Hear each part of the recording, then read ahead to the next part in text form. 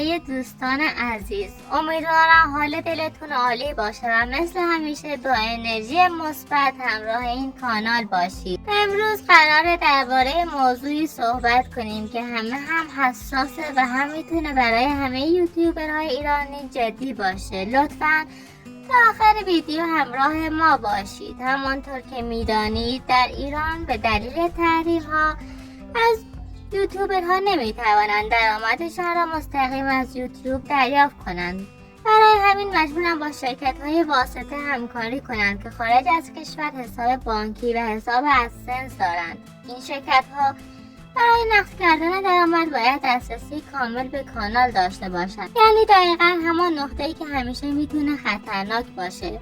احسان هم مثل بسیاری از یوتیوبرهای دیگر دسترسی کانالش را به فردی به نام آقای عابدی داده بود. عابدی حدود 3 تا 4 سال سابقه نقد کردن درآمد کانال‌های یوتیوب را داشت و برای جلب اعتماد ماها درآمد کانال‌ها را دقیق و منظم واریز می‌کرد. حتی خود احسان هم چند ماه با او همکاری کرده بود و همه چیز خوب پیش می‌رفت تا اینکه رسیدیم به این ماه. درآمد این ماه و ماه قبل احسان به مبلغ 66,000 دلار بود که هنوز واریز نشده به حسابش.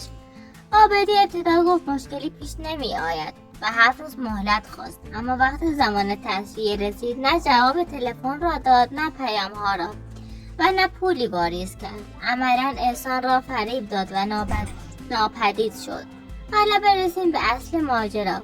درآمدی که باید برای احسان واریز میشد حدود 66,000 دلار بود، یعنی مبلغ 12 میلیارد تومان. درآمد ماه قبل و این ماه برای احسان واریز نشد. پولی که یک فرد عادی در ایران باید داشته باشد، یعنی به دست آورد، ماهانه 20 الی 30 میلیونه.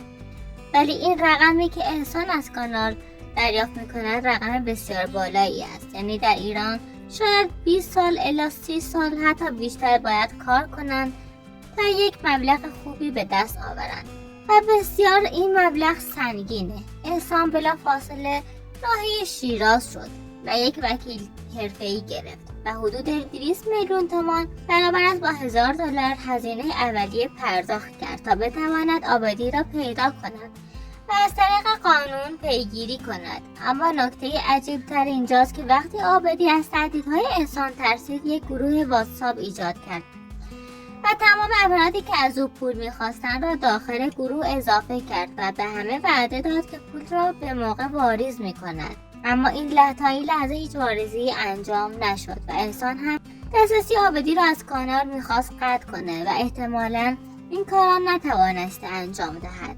و در ادامه برویم سراغ این کانال و این کانال را نقد و بررسی کنیم.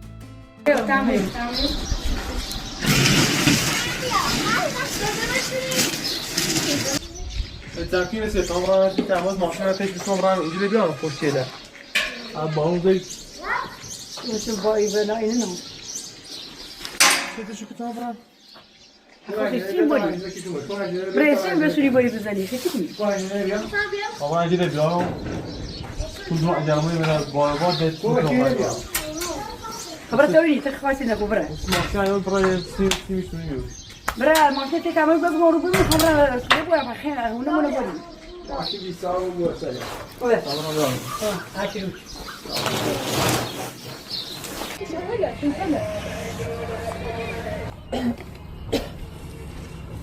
فراموش با خیال راحت نمی‌شناسی ما دوش لیمون هستید سارشون هوای تو جاتسکو صفیش که تا این وسیله برداری میشه سارشون اماره کی بریم شو اما آشو خوصی هم از دفعه سنجی خب بقیه چه کنی؟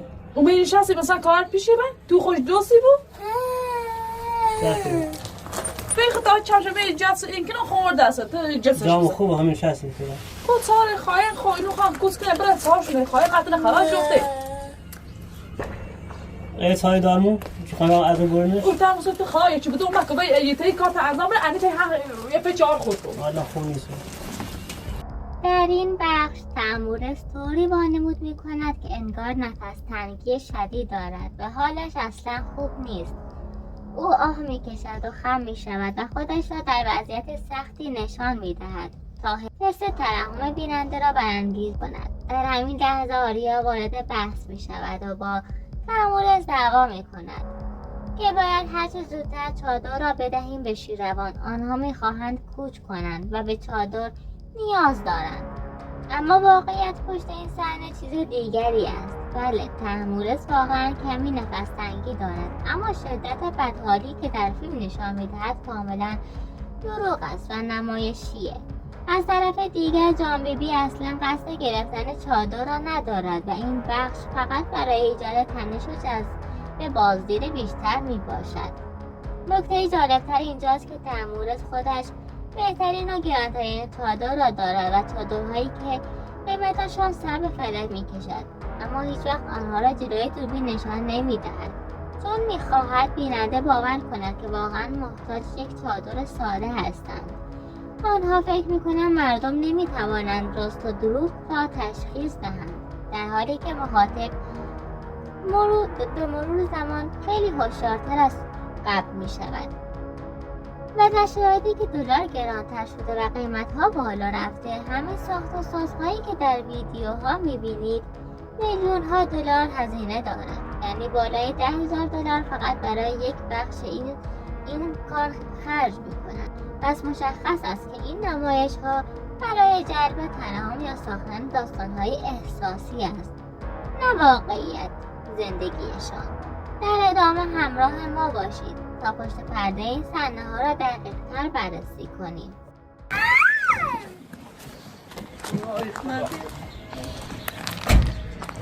سلام علیکم. سلام خوشونه. اینا تازه چردینی؟ میشه جمعه ما همون تازه بشیم ما. خوبی؟ محمد. خوبی؟ درده. تازه کنی. تازه چی؟ mag middag thuis, dus ja, ik heb niet al gewoon dat we fikeren. Ik niet er. Zeg je wat? خانه یا ساعت کار زي اولش نبيك تايدا غسفيش كنا برا. Vroeg je saat kar, همون بس چی خبری این به استاد همون یه دقیقه ایشی که تماس خشم بده. مریض وقتی مریضت سکنی. آیا خوشتری؟ جس جرد خال داره. اصلا یه اتاق کتری 2 ساعت بیشتر کاری برای چی بابره همون پید هزینه کنی. جرد خال داره ریاض بهتری بود. تو اصلا داش میکنی. چلو ماشه تمو؟ صورا مش خلاص کناریه. Buraya tekrar foto, hepsi karşımda. من نفس تنگی گو فهم هم میترام. Kapatsın. بیت استریم بابا. یه تشکیل یه سالم بیشتر کالا دو برای من. نه چه کار داره؟ مرا کار دارش. یه تازه ما تموم.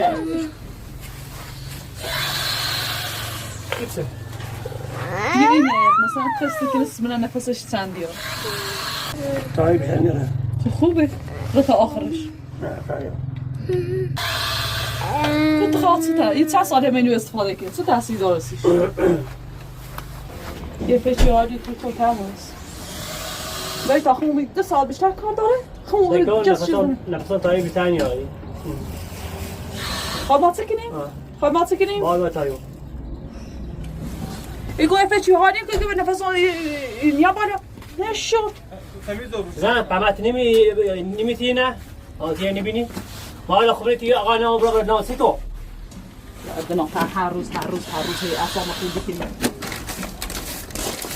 همانطور که در ویدیو دیدید وقتی مهدی با خنده به سمت آریا و تحمورس می آید، از همان لحظه اول فضای صحنه غیر طبیعی به نظر می رسد. مهدی با لبخند می گوید چرا چادر را جمع نمی کنید؟ می خواهم چادر را ببرم.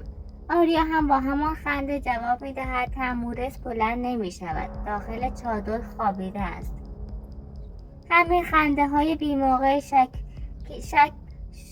بیننده را دو چندان می کند، چون وقتی کسی واقعا درگیر دعوا یا ناراحتی باشد اینطور نمی خندد. اینجا دقیقا جایی است که نقش دروغین نشان داده می شود و لو می روند. آنها می توانند احساسات مصنوعی را درست کنترل کنند و وسط بازی خندشان را می گیرند. اگر به چهره مهدی دقت کرده باشید کاملا مشخص است که او آدمی نیست که بخواهد چادر را از خواهرش بگیرد. مهدی آدمی نیست که با خواهرش دعوا کند و به خاطر چادر آبروی خودش را ببرد.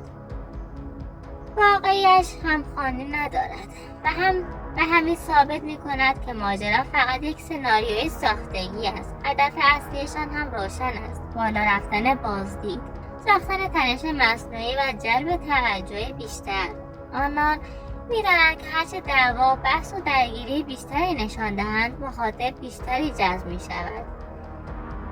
ولی اگر این درگیری ها را کاملا نمایشی نشان می‌دهد. در نهایت این صحنه یکی از واضح‌ترین نمونه هاست که نشان می‌دهد بازیگران هنگام اجرای نقش نمی‌توانند احساسات واقعی را جایگزین کنند و همین خنده‌های ناخواسته تمام سناریو را لو می‌دهد.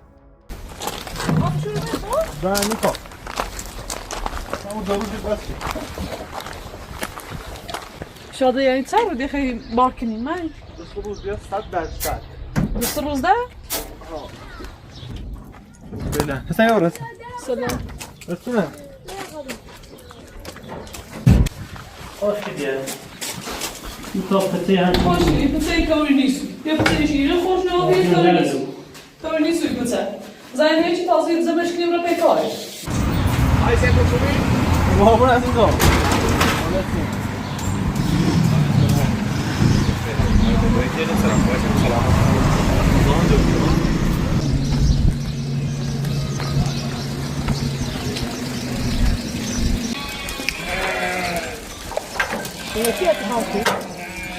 آریا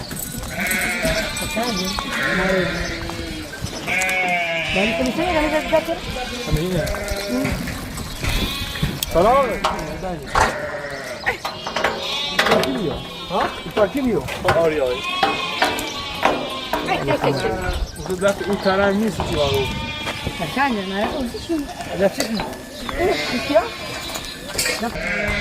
یه کاغذ یه متر کاغذ بس بتایید روزنامه خواهد نبودیشونه من سوشم از خانه سفید جو کردی که لباسم سنرهای سفید کردیه مگه نیستان من؟ این صاحب رو باقی بیکار همونیش هست نیستان تو تنجی نیستان رو بر این کار اگر این صاحب رو باقی جد کنه هم نیترست مریض بی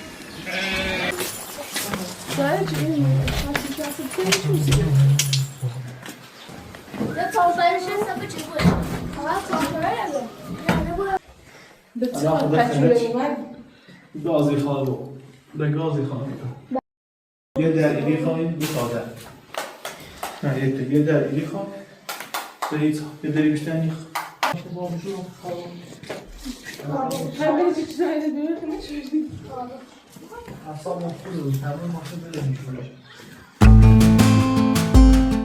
وقتی مهدی به خانه برمیگردد درباره تیمور صحبت می‌کند و از همان ابتدا مشخص است که ماجرا رنگ و بویی دارد.